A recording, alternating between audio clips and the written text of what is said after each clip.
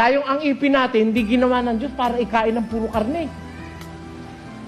Kaya tayo nilagyan ng ipin, kakain tayo nuts, cereals, vegetables, fruits.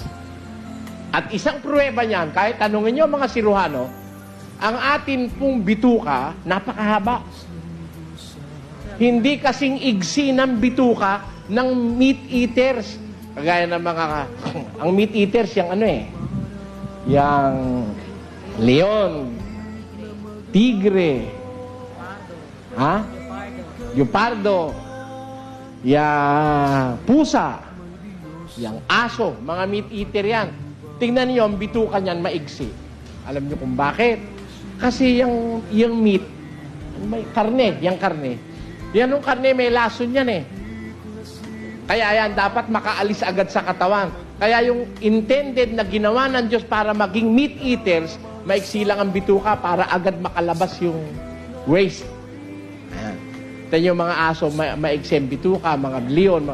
Pero ang tao, ang bituka, 3 doble ng haba ng mga meat eaters. Kaya matagal ang sirkulasyon ng pagkain bago makalabas eh. Kaya hindi tayo dapat nagkakain ng karne dahil matagal bago makalabas eh. We were not meant by God to be meat eaters.